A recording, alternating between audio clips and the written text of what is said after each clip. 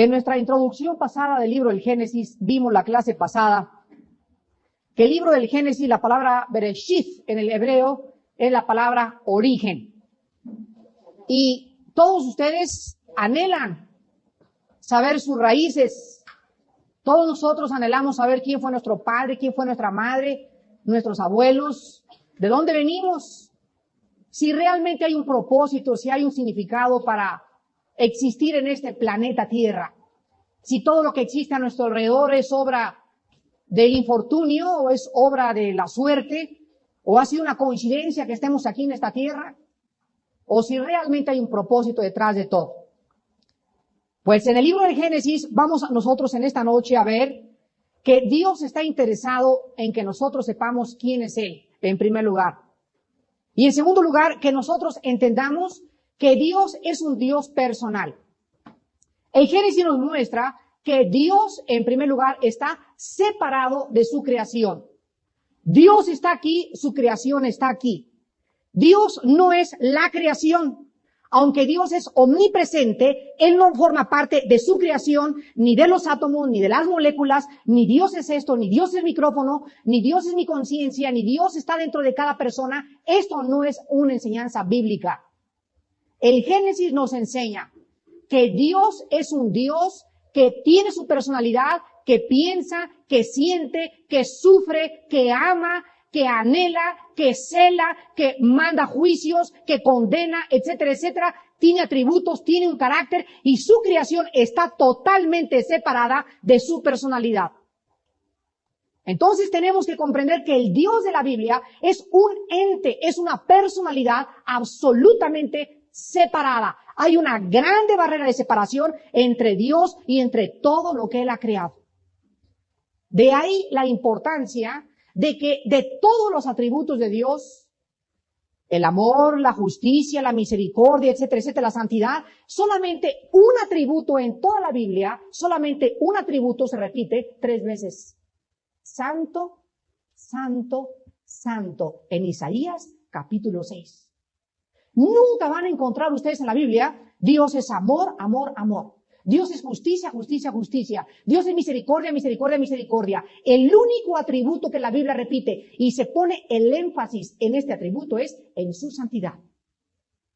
Porque la palabra santo significa separado.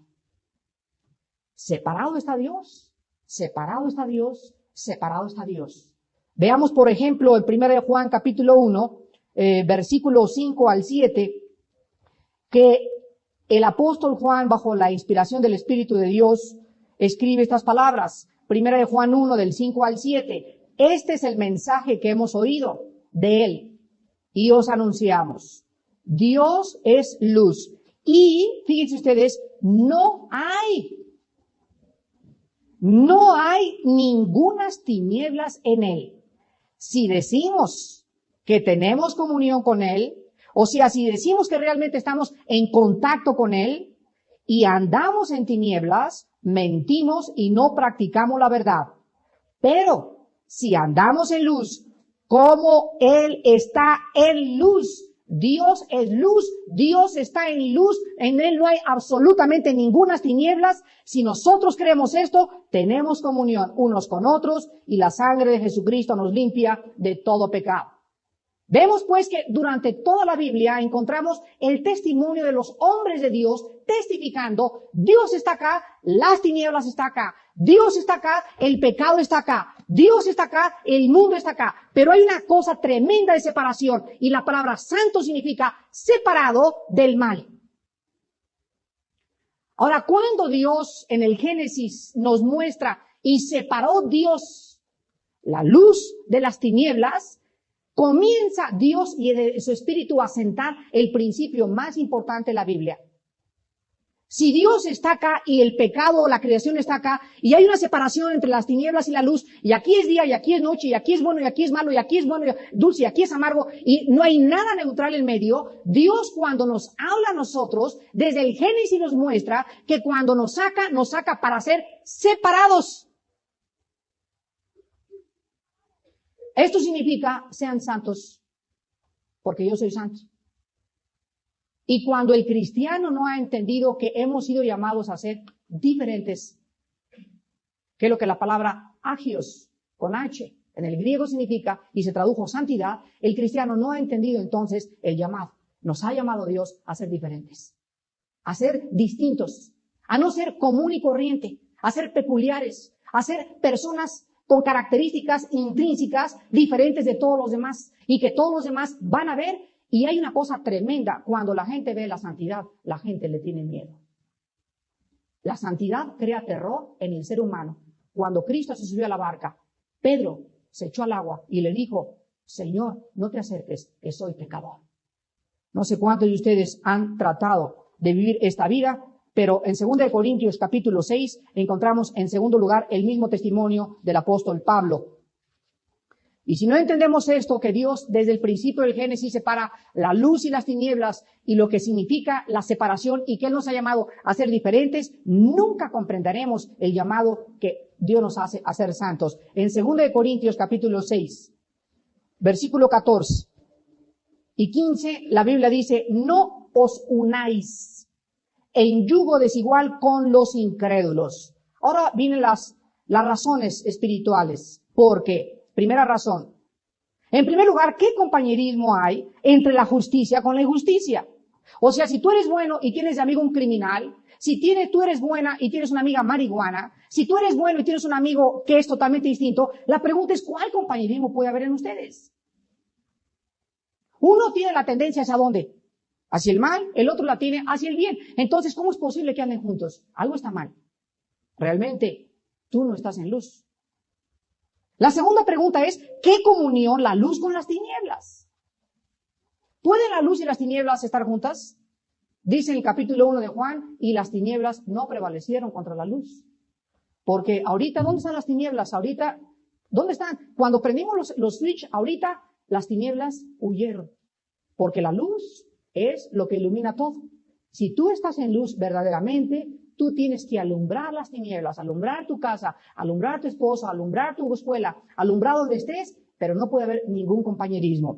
Entonces, el primer principio que encontramos en el Génesis es que Dios está separado de su creación. Él es así póngalo, Él es una personalidad distinta a la creación. Esto refuta el panteísmo, que es la filosofía que nos dice que Dios es todo. Dios está acá, Dios está en esencia, Dios es omnipresente y por eso Dios abarca todo. No, aunque Él es omnipresente, Él está separado de su creación. En segundo lugar, la Biblia nos muestra que Dios ejerce dominio sobre todo el universo. Veamos, por ejemplo, en el capítulo 1 del Génesis, versículo 26, las prioridades de dominio. Dice el versículo 26, entonces dijo Dios, hagamos al hombre a nuestra imagen, conforme a nuestra semejanza. Y señoreé. La palabra señorear en el hebreo significa gobernar, ejercer dominio.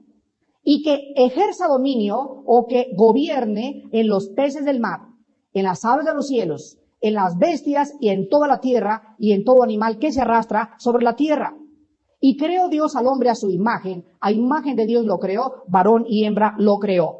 Salmo capítulo 8. Versículos del 3 al 9. Cuando veo tus cielos, obra de tus dedos, la luna y las estrellas que tú formaste, digo, ¿qué es el hombre para que tengas de él memoria? Y el hijo del hombre para que lo visites. Le has hecho poco menor que los ángeles.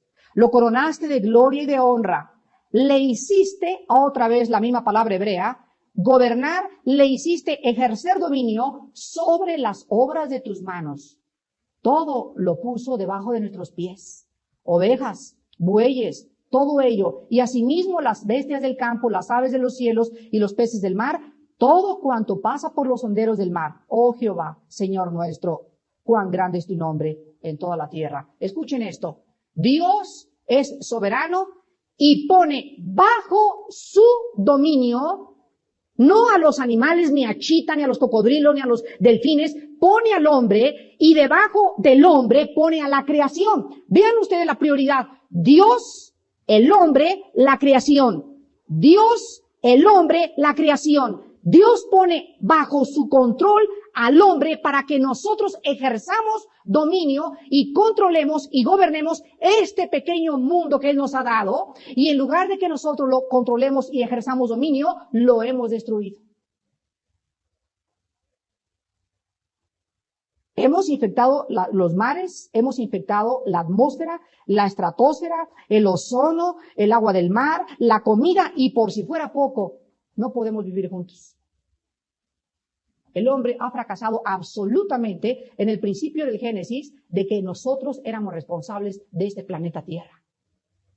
En tercer lugar, el Génesis nos muestra que no solamente Dios está separado de su creación y ejerce dominio sobre todo, sino que Dios es infinito en su creación. ¿Han penetrado ustedes con el microscopio en las células nerviosas o en las ramificaciones de los nervios? Aquí hay muchos doctores. Me decía el otro día un neurólogo, fíjate Armando, que en el microscopio tú ves, por ejemplo, un hombre así en los libros de anatomía, cómo están las venas y la aorta y las capilaridades, y ves cómo se van haciendo pequeñas, y hay un momento en que el microscopio no puede penetrar en estas mismas venas, ni en las arterias, ni en las ramificaciones nerviosas, de lo más infinito pequeño que son. Hasta ahí llega el microscopio electrónico, pero sabemos que siguen extendiéndose. ¿Has penetrado tú en los copos de la nieve y has visto las maravillas en el microscopio que existen? ¿Alguno de ustedes sabe cómo se forma un niño en la matriz de una mujer? Dice Eclesiastés, así como tú no sabes cómo se forman los huesos en el vientre de una madre, así también ignoras la obra de Dios, el cual hace muchas cosas. Es tan infinito Dios, es tan complejo el universo, es tan complejo nuestro organismo, mi sangre, mis células, mi pelo, mis nervios, el pasto, los miles de distintas formas de los granitos de arena en el mar, los millones de seres en el mar, los millones de insectos que existen. Es tan complejo el universo y tan infinito que nos habla que el que lo creó también es infinito. En cuarto lugar, encontramos nosotros que Dios tiene un propósito para todo lo que creó, y todo lo que Dios creó, lo creó para su gloria. Dice, por ejemplo, en Colosenses capítulo 1, hablando acerca de Jesucristo como el creador de todas las cosas, nos muestra la Biblia y nos dice lo siguiente. Colosenses capítulo 1, versículo 16, Colosenses 1:16, dice, porque en Él, o sea en Cristo, fueron creadas todas las cosas, las que hay en los cielos, las que hay en la tierra, visibles e invisibles, tronos, dominios, principados, potestades. Fíjense, todo fue creado por medio de Él, y todo fue creado por medio de Él, y para que todo rindiera una gloria hacia su propia persona. Entonces, la Biblia nos muestra que nosotros fuimos creados por alguien que es el creador. Nosotros, dice el salmista, no nos creamos a nosotros mismos. Nosotros tenemos nuestra causa, somos seres causales, debemos nuestra razón de existir a alguien que está más allá de nosotros, y nosotros tenemos que entrar dentro de ese plan, dentro de esa comprensión, dentro de esa armonía, para que podamos tener la armonía que Dios quiere. Mientras nosotros estemos separados y vivamos como rebeldes del Creador, nunca encontraremos nuestro propósito y significado para vivir. Porque Dios nos creó para Él, para que en Él tuviéramos el gozo, la paz, la felicidad, la comprensión y todas las cosas que existen. Y en último lugar, Dios creó todo con un propósito. Vean Job capítulo 37. ¿Cuál es el propósito del sol y la luna? La tierra. ¿Cuál es el propósito de la tierra? El hombre. ¿Cuál es el propósito del hombre? Dios. Vean ustedes qué cosa tan maravillosa. ¿Cuál es el propósito de que exista un sol y una luna? Bueno, pues el Génesis, vamos a verlo, que nos muestra que el sol y la luna tienen el propósito específico de haber sido creados con el propósito específico de alumbrar sobre un planeta en donde Dios el Creador se iba a concentrar, y donde todo el universo, absolutamente todo el universo, se iba a concentrar en este minúsculo planeta, que es la tercera o la cuarta parte de los 9 planetas que nos rodean, y en este minúsculo planeta se llevaría a cabo el propósito más grande de todo el universo, la cruz del Calvario. Todo tiene un propósito. Hay una razón del sol, de la luna, de las plantas, de mi vida. Hay una razón de ser. Y solo la Biblia nos puede traer a la razón de esta existencia. Dice Job capítulo 37, Versículos del 5 al 13. Truena Dios maravillosamente con su voz. Él hace grandes cosas que nosotros no entendemos. Porque a la nieve dice, desciende a la tierra. También a la llovizna y a los aguaceros torrenciales.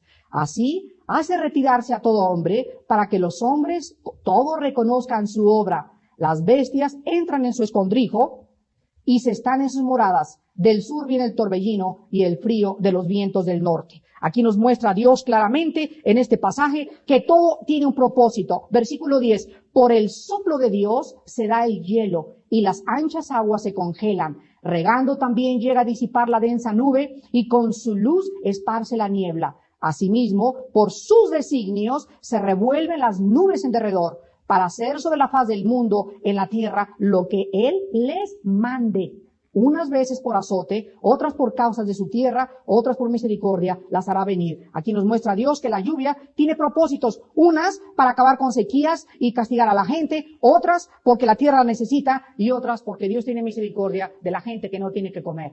Pero la nieve, el viento, las lluvias, los volcanes eruptando, los terremotos, absolutamente todo el universo está bajo el control y el dominio de alguien que está sentado en el tercer cielo y que está ejerciendo este dominio sobre aquello que Él creó. Él es Dios. En Job capítulo 38, encontramos que responde Jehová a Job desde un torbellino y le dice, ¿quién es este que oscurece el consejo con palabras sin sabiduría? Ahora ciñe como varón tus lomos y yo te preguntaré y tú me contestarás. ¿Dónde estabas tú cuando yo fundaba la tierra? Házmelo saber si tienes inteligencia. ¿Quién ordenó sus medidas? Si lo sabes. ¿O quién extendió sobre ellas cordel? Aquí encontramos que Job ha filosofado durante más de 37 capítulos pensando por qué Dios, si es bueno, permitió que él sufriera. El libro de Job tiene una pregunta filosófica. ¿Por qué los justos sufren? ¿Y por qué Dios, si es bueno, hace sufrir a sus criaturas? Y durante más de 37 capítulos se está filosofando y se está tratando de efectuar proposiciones filosóficas para llegar a una premisa. Y de repente Dios contesta, es muy paciente Dios, y durante 37 capítulos no se mete para nada y nos deja con nuestros rollos que pensemos y los gurús y deja que todo el mundo traiga su rollo y después Dios habla. Y entonces Dios, lo primero que le hace a Job es levantar los ojos hacia el universo y hacerle una pregunta. Mira Job, quiero decirte algo antes. Antes de que sigas pensando si realmente mis motivos son buenos o son malos, quiero hacerte una pregunta. ¿Crees tú llegar a comprenderme?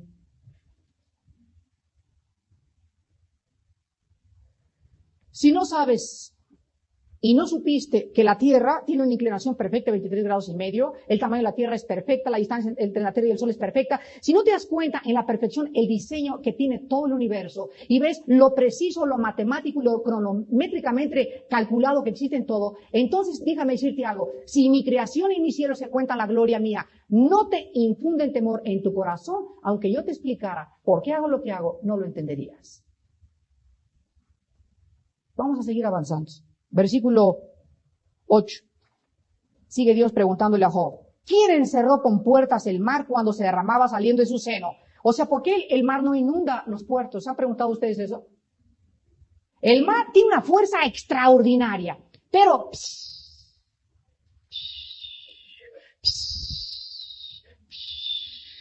y nosotros vamos a la orillita y nos revoloteamos. ¿Quién está controlando su fuerza? Lo pregunta Dios. ¿Chita? Versículo 10. Y establecí sobre él mi decreto, le puse puertas y cerrojo. Y dije, hasta aquí llegarás y no pasarás adelante. Y ahí parará el orgullo de tus olas. ¿Has mandado tú a la mañana en tus días? ¿Has mostrado al alba su lugar? Para que ocupe los fines de la tierra y para que sean sacudidos de ella los impíos. Ella muda, luego de aspecto como barro bajo del sello. Y viene a estar como son vestidura. Mas la luz de los impíos es quitada de ellos, y el brazo enaltecido es quebrantado. ¿Has entrado tú hasta las fuentes del mar, y has andado escudriñando el abismo?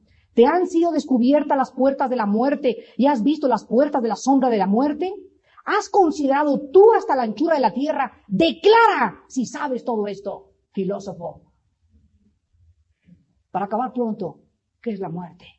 Escuchen, durante 5 meses, un programa del licenciado Sabludowski se invitó a todas las personas que existan, gurús y Pithecanthropus erectus y quién sabe cuántos maestros llegaron ahí, para hacer la pregunta que Dios le hizo a Job, y a conclusión, después de 6 meses, pues, ¿quién sabe? Escuchen esto. Alguien dijo, yo soy la resurrección y la vida.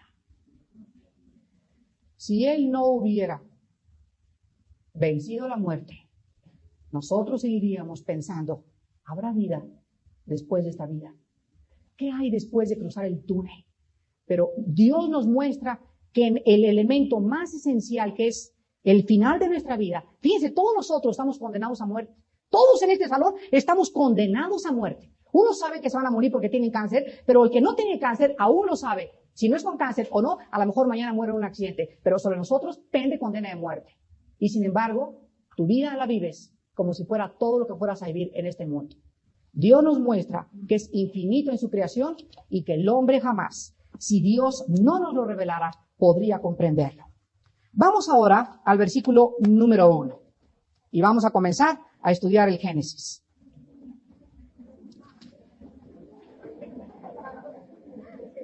Ahora sí. En una casa, bueno, son como los niños, ¿verdad? Los niños les encantan los helados y les encantan los dulces, pero la mamá le da hígado encebollado, que es lo que más ayuda, y ay, ¿no? Y nosotros no podemos establecer o darles, yo no les puedo dar una dieta si no hay bases para comenzar a construir ahí. Y primero tenemos que entender qué era el Génesis, los orígenes del Génesis y el Dios del Génesis. Vamos al versículo 1 y vamos a analizarlo, y dice en primer lugar, en el principio creó Dios los cielos y la tierra. Vamos a analizar en primer lugar la frase que está en el versículo 1 y nos dice, en el principio. Pregunta, ¿qué existía antes del principio? O sea, si la Biblia comienza diciéndonos, así comienza la Biblia, en el principio, nos muestra entonces que si hay un principio, tiene que haber un final. Y si hay un principio, había algo que no había en el principio, porque Dios es eterno. Ahora, si nosotros no sabemos ni siquiera qué hubo hace 6,000 o 4,000 años, no sabemos la edad de la Tierra más que puras argumentaciones hipotéticas, filosóficas, a través de potasio y argón, a través del carbono 14, a través de los métodos científicos. Si no sabemos eso, ¿cómo ni siquiera podemos imaginarnos lo que había antes del principio? ¿Podría alguien de ustedes imaginarse qué había antes del principio? O sea, fíjate, no había soles, ni estrellas, ni galaxias, ni seres humanos, no había nada. ¿Qué había antes? Miren, hermanos. Miren, hermanos, es maravilloso esto, porque para poder imaginarnos nosotros eso, tendríamos que ser un poquito más que ángeles. O sea, en nuestro entendimiento, no habría un Julio Verne del siglo XX que pudiera ni siquiera imaginarse qué había antes del principio. ¿Qué había? Una nave, no había naves, ¿qué había? Pues no había nada. Entonces, ¿qué había? Pues había algo. Y la Biblia nos dice que había algo. Y vamos a ver en esta noche que podemos nosotros, a través de la Biblia, encontrar esto. Porque no podemos imaginárnoslos por nuestra finitud. ¿Podría lo finito entender lo infinito? ¿Podría una hormiga pararse enfrente de una computadora y decirle, oye, Samuelita, ¿qué es eso? Pues está grandote. No hay. Y se podría penetrar en eso, no hay. Y llegará un momento que ¡pum!, se pondrían sus fusibles. ¿Por qué? Porque la hormiguita está diseñada para no abarcar ni siquiera llegar a concebir el mundo que lo rodea. Traemos al perro Rintintín, el más inteligente, y ponemos enfrente a Rintintín, y Rintintín sabe escoger los colores, y Rintintín sabe hacer miles de cosas, pero en Rintintín no existe la capacidad que le puso Dios al hombre para tratar de penetrar en aquello que no entiende. Ni Chita lo hace. Solo el hombre es el ser que ha sido puesto en este universo y que busca a través de la metafísica, de la filosofía y de la religión, ¿quién soy? ¿Qué es este universo? Decía Sigmund Freud, como el hombre no entiende lo que le rodea, se inclina por el temor de lo desconocido y hace los dioses. Sí, Sigmund Freud, pero déjame decirte algo, Simoncito, ¿quién puso en el hombre ese temor de buscar algo fuera de él? Salomón en Eclesiastés lo dice en el capítulo 7, pusiste la eternidad en el corazón de los hombres. Entonces, en nosotros existe ese deseo de tratar de penetrar. ¿Qué hay? Ahora hay jóvenes que están desesperados. ¿Qué hay? ¿Qué hay? Pasan un carrujo, se meten 3 de marihuana y comienzan en el viaje. A ver, quiero ver ahorita a Madonna, lo quiero ver por ahí volando en algo. O alguien en el alcohol, o se meten a meditar en la meditación trascendental y se inclinan ante su propio ego. En mi conciencia está. Pero el hombre trae los hippies, los Madonos, los Beatles, los Elvis Presley, los rock and rolleros, los drogadictos, todos traemos la búsqueda de la verdad. Todos. Pues vamos a ver qué dice la Biblia. Porque yo comprendí esto hace 11 años. Soy finito.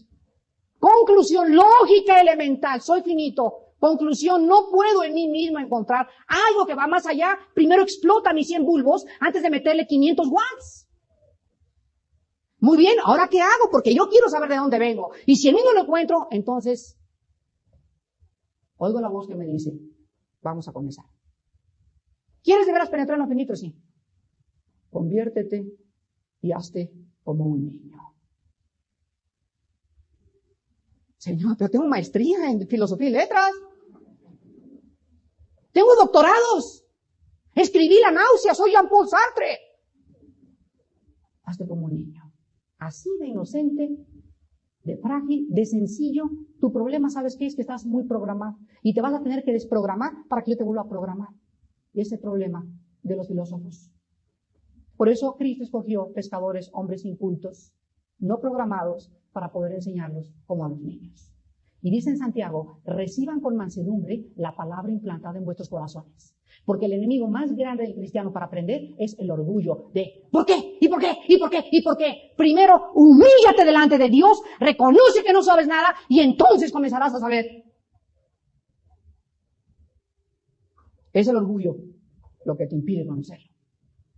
En Juan 17, el Señor Jesucristo nos revela en primer lugar qué existía antes de todo el universo, el sol, las estrellas, Andrómeda, etcétera, etcétera.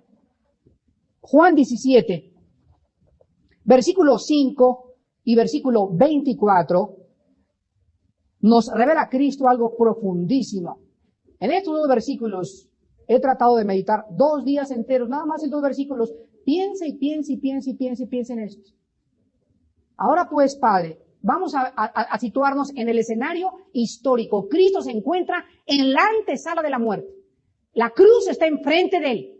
Y en ese momento, Cristo en la oración sacerdotal de Juan 17 está preparándose psicológica, emocional y espiritualmente para ir a la cruz y no echarse para atrás. En ese momento comienza a orar y a pedir a Dios. Y Cristo, antes de morir, antes de enfrentar la tortura de los clavos y la tortura de la lanza y la sed y la angustia y su separación, Cristo le dice, Padre, glorifícame tú al lado tuyo. Escuchen, con aquella gloria que tuve contigo antes que el mundo fuese. Muy bien, número 1, antes de que todo existiera, existía la gloria de Dios. ¿Qué es la gloria de Dios? ¿Qué significa glorifícame? ¿Qué significa glorifiquen vuestras obras? ¿Qué significa busquen la gloria de Dios? Oímos esa palabra, la palabra doxa en el griego. De ahí viene la palabra doxología, o los cantos o las interpretaciones a la gloria de Dios. Pero hablamos de la gloria y la gloria. ¿Qué es la gloria de Dios? ¿Qué es la gloria de Dios? Pues la gloria de Dios es todo aquello que representa sus atributos espirituales. Por ejemplo, cuando Cristo le dice, Padre, glorifícame ahorita en la cruz del Calvario, Cristo le está realmente diciendo, y comencé a preguntarme, bueno, ¿qué quiere decir eso de que glorifícame y te he glorificado en la tierra, ahora glorifícame todo lo tuyo? ¿Qué le estás pidiendo a tu Padre? Explícame en el castellano, Señor Jesús. Bueno, pues agarra una concordancia, Armando, agarra raíces hebreas y griegas y busca y haz un estudio sistemático desde el Génesis al Apocalipsis y vas a encontrar que es la gloria, porque escudriñar las Escrituras significa hacer pozos. El conocimiento se encuentra enterrado y hay que hacer pozos, hay que perforar, hay que rascar la Biblia. No, en el nombre de Jesús, nunca conoceremos así a Dios. Entonces encontramos que cuando Cristo dice glorifícame, Cristo está diciendo, Padre, Ahorita que yo cuelgue mis brazos y los extienda y sea exhibido como espectáculo público entre el cielo y la tierra, oh Padre, que mi muerte pueda reflejar, yo me quiero convertir en un espejo, que yo pueda reflejarle a los hombres tu amor, tu justicia y tu misericordia. Y cuando el hombre vea tu amor, tu justicia y tu misericordia, he glorificado tu nombre. La palabra de la cruz es locura que se pierde. Es increíble que en esa muerte el Padre haya sido glorificado. Entonces, antes de que el mundo existiera, existían los atributos de Dios, su santidad. Dios siempre ha sido santo antes del mundo, lo ha sido. Siempre ha sido luz, siempre ha sido justicia, siempre ha sido misericordia. Sus atributos no fueron formados cuando Dios creó al hombre y dijo, bueno, ahora el hombre cayó, voy a tener gracia. No, Él siempre ha tenido esos atributos. Eso es lo que significa que antes de que el mundo existiera, los atributos y la personalidad de Dios estaban integradas. Isaías capítulo 6. Llega Isaías y ve a Dios sentado en su trono. Y en ese momento, en el original hebreo, dice Isaías, en el capítulo 6, dice Isaías, ay de mí que mis ojos han visto a Dios. En el original hebreo dice así, y es la traducción literal, ay de mí que me estoy desintegrando.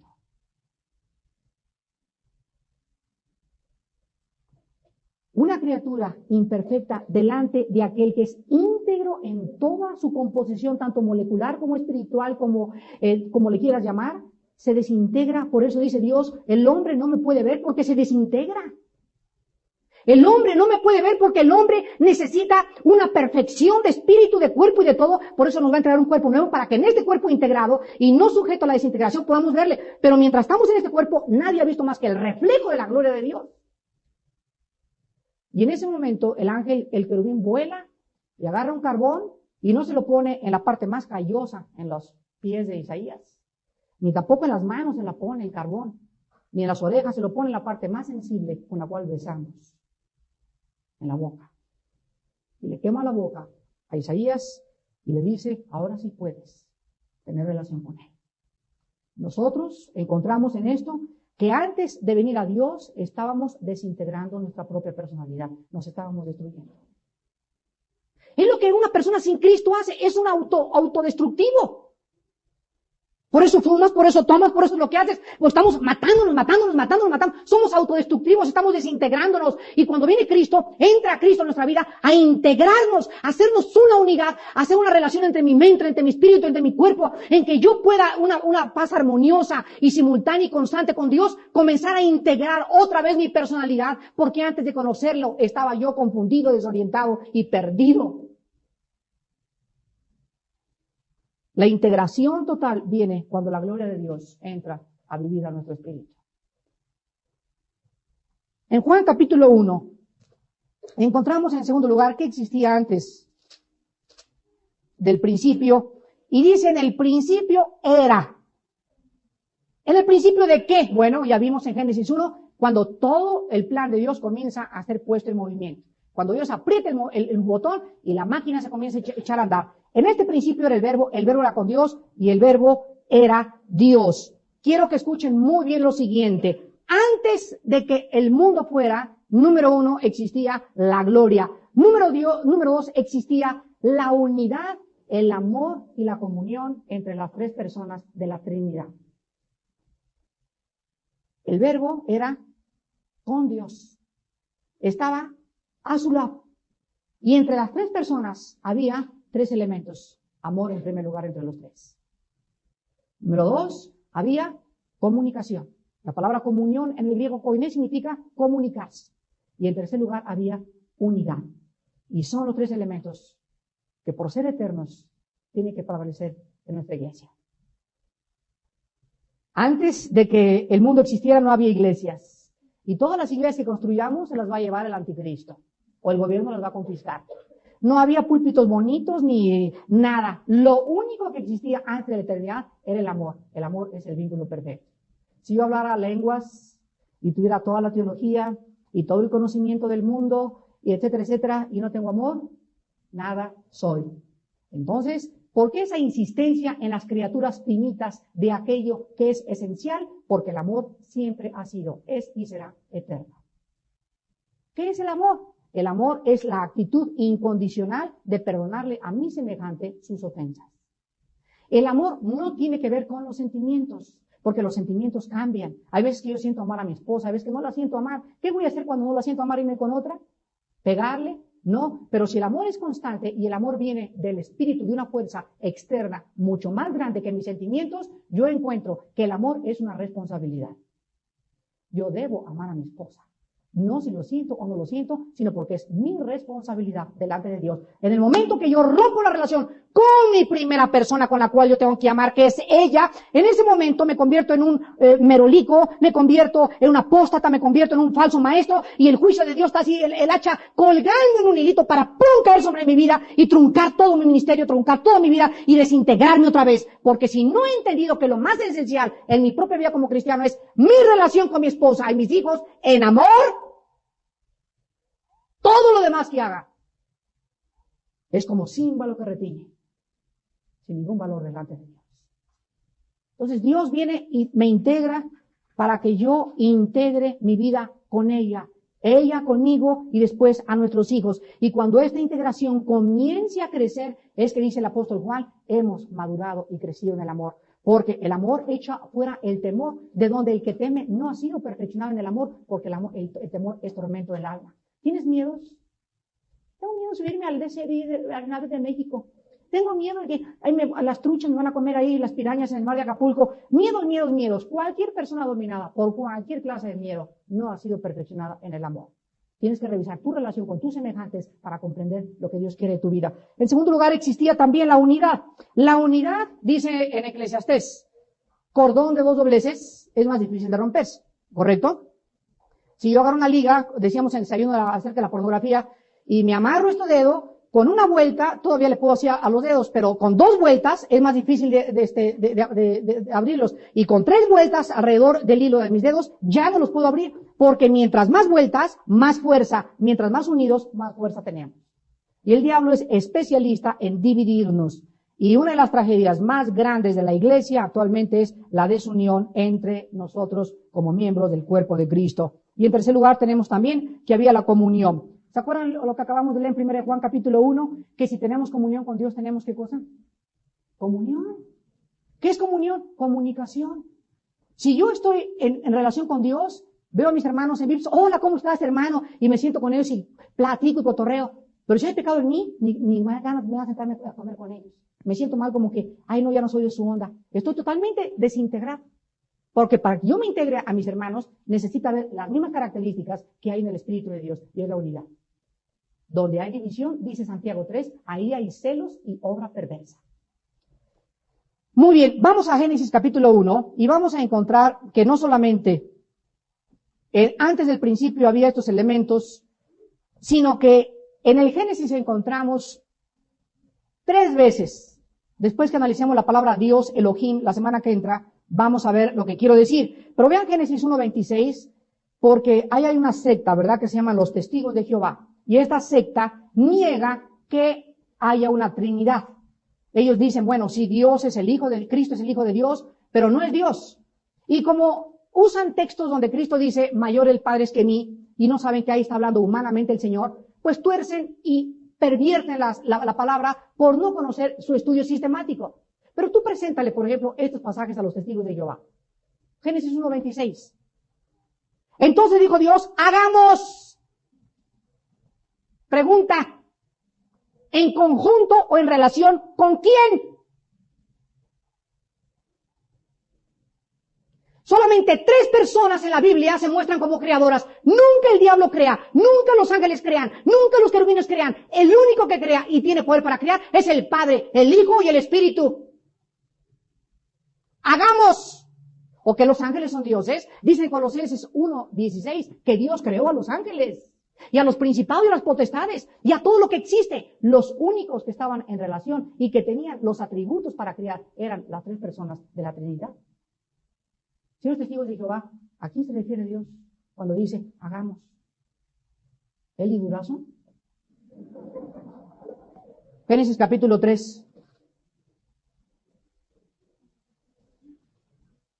Versículo 22. Las evidencias son contundentes cuando el cristiano conoce la Biblia sistemáticamente y cuando el cristiano traza todo el consejo de Dios y cuando el cristiano sabe y entiende el propósito de Dios, el cristiano se vuelve un arma poderosa en las manos de Dios.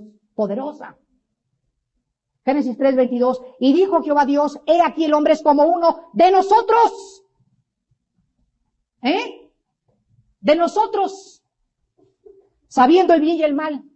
Otro más, Isaías 6.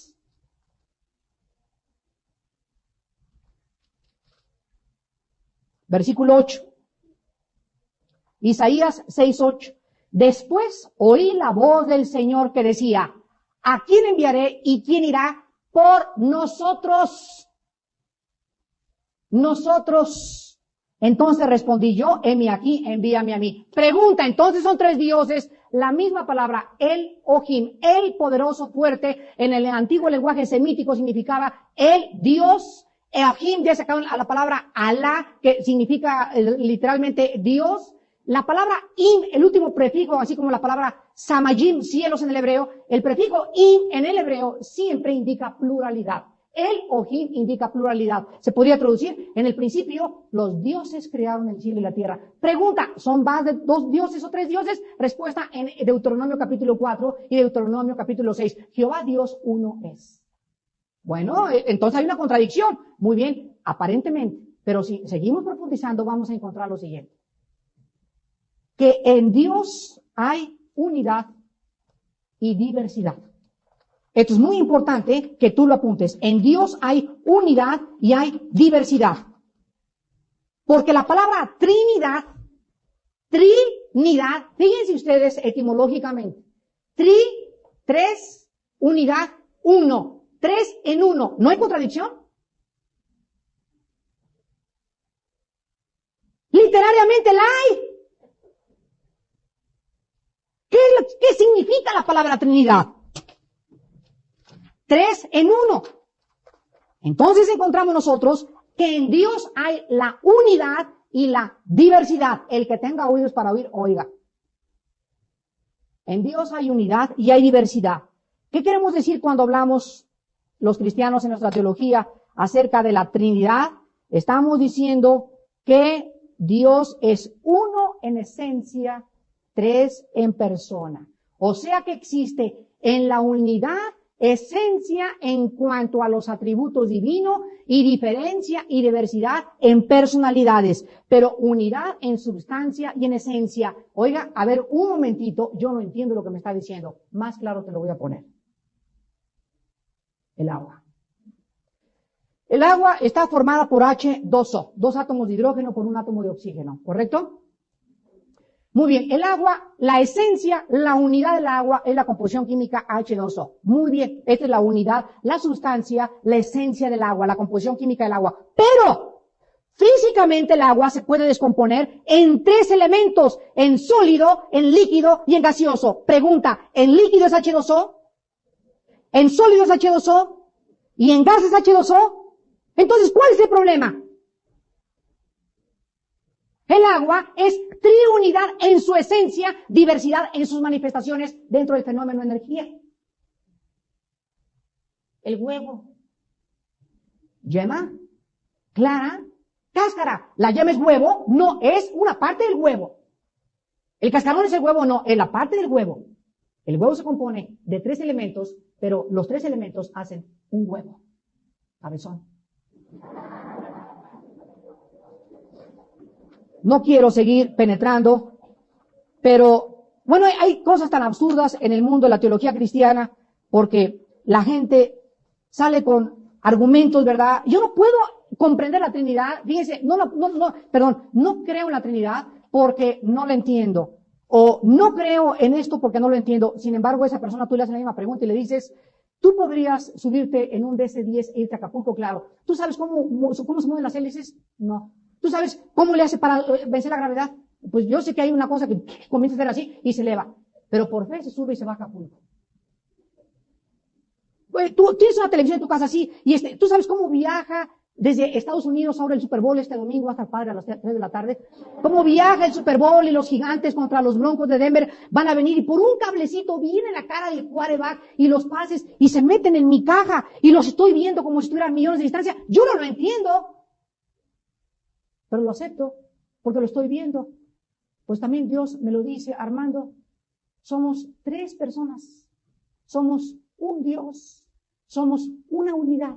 Somos una esencia, pero me manifiesto en el universo que yo creé en 3 formas. Yo planeo, mi Hijo lleva a cabo y el Espíritu Santo lo completa. Los 3 tenemos un programa, pero el Espíritu no es mayor que el Padre no es mayor que el Espíritu, el Hijo no es mayor que el Espíritu, los 3 son iguales en creatividad, en omnisciencia, en omnipotencia y en omnipresencia. El diablo no es omnipresente, el diablo no es omnisciente, el diablo no es omnipotente, pero el Padre, el Hijo y el Espíritu lo son. Y al juntar las 3 atributos de la Trinidad en toda la Biblia, concluimos, las 3 personas son Dios, en el cielo, en la tierra y debajo de la tierra.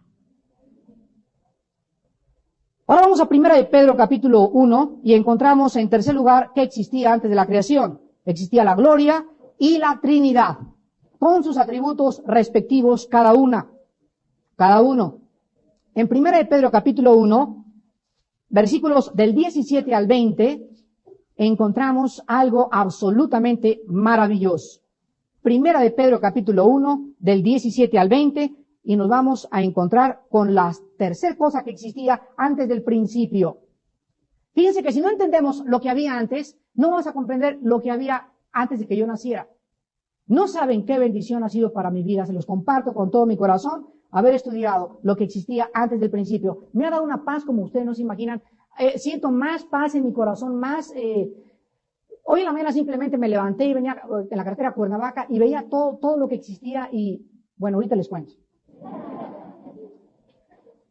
Y si, 1 Pedro 1, del 17 al 20, quiero compartirle lo que Dios produjo en mi vida. Y si invocáis por paz a aquel que sin acepción de personas juzga según la obra de cada uno, conducíos en temor todo el tiempo de vuestra peregrinación, sabiendo la cual recibisteis de vuestros padres, no con cosas corruptibles como oro o plata, sino como la sangre preciosa de Cristo, como de un cordero sin mancha y sin contaminación, ya destinado, ¿desde cuándo? Ya destinado. ¿Qué me estás diciendo, Padre? Te estoy diciendo que antes de que existiera Andrómeda y el Sol y las galaxias y la Vía Láctea y los papas y Lutero y tú y todo, antes de que hubiera todo, antes de que los judíos, antes de que la Virgen María naciera, antes que todo existiera, en mi mente había un plan. Un plan. Antes de todo, había un plan en la mente de Dios. Y en ese plan de Dios estaba la cruz. Antes de que Adán cayera. En esa mente de Dios estaba yo. Yo, Armando, yo. Y ese plan por proceder del ser omnipotente, universal y todopoderoso, ese plan era perfecto, número 1. En segundo lugar, ese plan era infinitamente sabio, en ese plan no había ningún error. Y en tercer lugar, ese plan era absolutamente justo. Muy bien. Dios ya lo piensa, ya tiene ese plan y todo.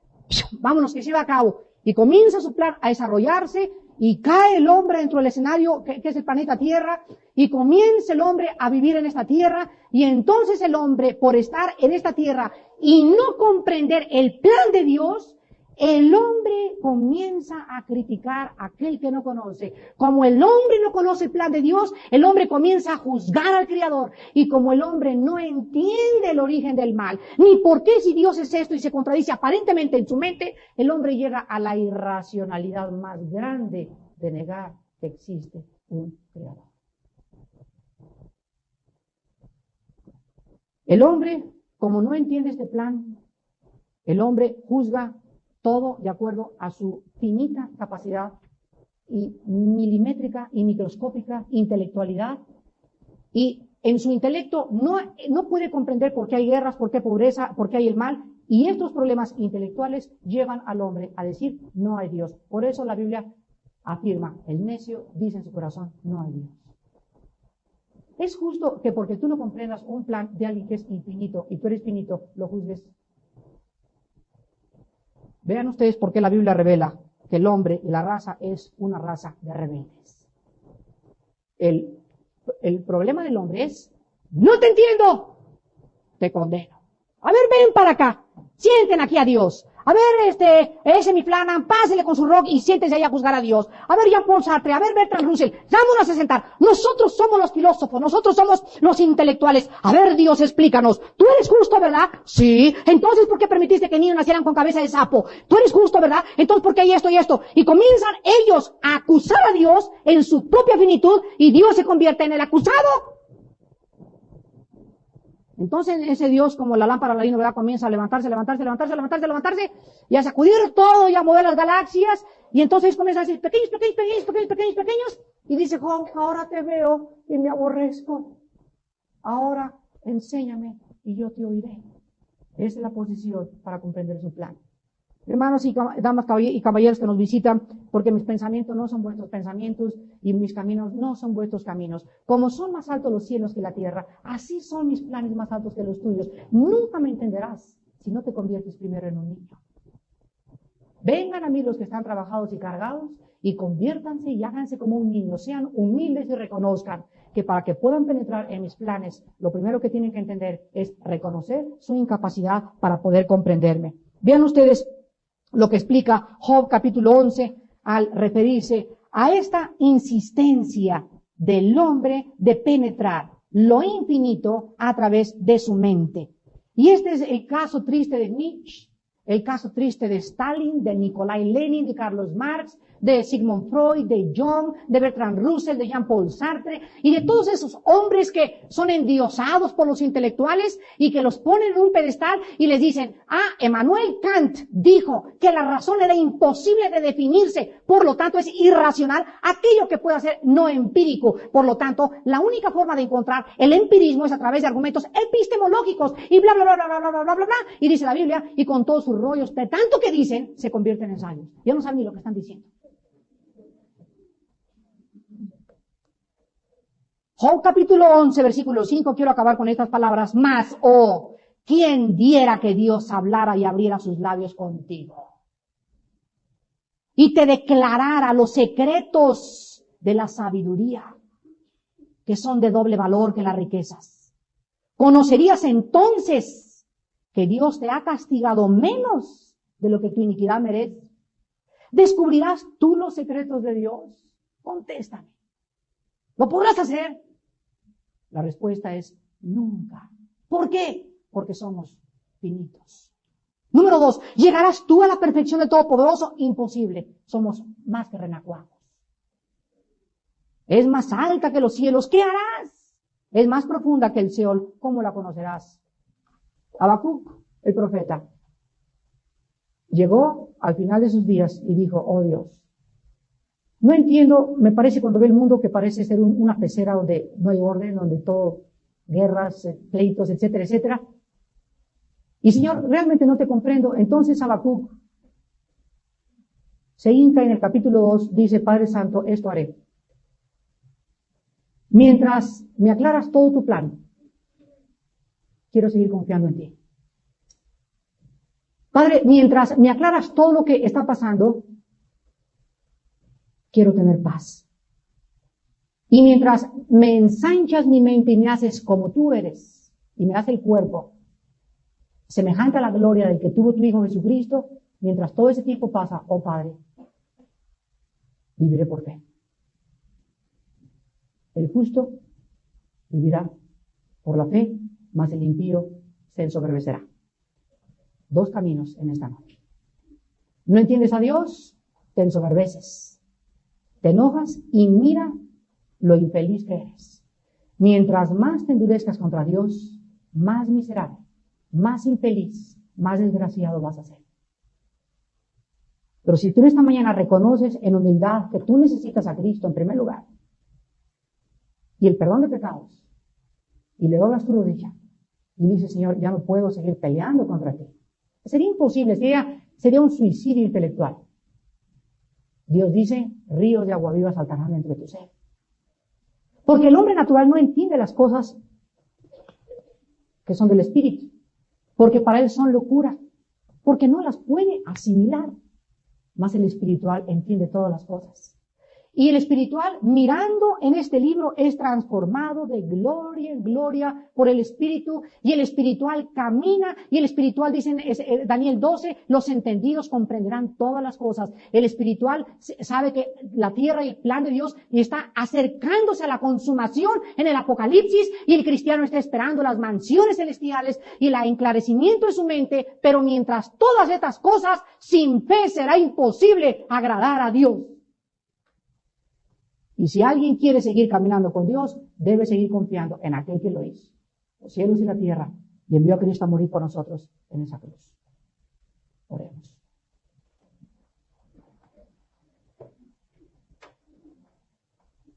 Oh Señor, cuán innumerables son tus obras. Nunca las podríamos contar.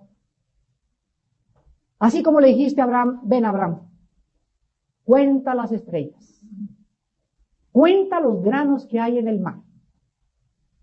Tú le pedías una imposibilidad a Abraham, pero al pedirle esta imposibilidad, ahí le confirmabas una promesa. Pues en verdad te digo que tu descendencia será mayor que el número de las estrellas, mayor que el número de los granos del mar. Las cosas que tú nos prometes siempre son más abundantemente de lo que nosotros comprendemos. Pero mientras tanto, Padre, nuestra fe no es una fe ciega, gracias a Dios. Nuestra fe es una fe objetiva, absolutamente basada en hechos históricos, científicos, filosóficos, psicológicos.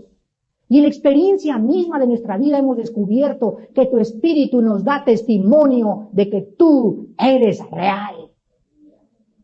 Vives. Te levantaste a los 3 días. Tus ángeles empujaron esa piedra y te les apareciste a más de 500 y les dijiste, vayan, lleven este mensaje de esperanza, prediquen y hagan discípulos, vivan para lo eterno, hagan tesoros en el cielo y conocerán el poder de mi resurrección. El día que conozcan esta verdad los harán libres de tantos mentirosos, de tantos falsos profetas, de tantas filosofías, porque Él es el camino, la verdad y la vida. Amén.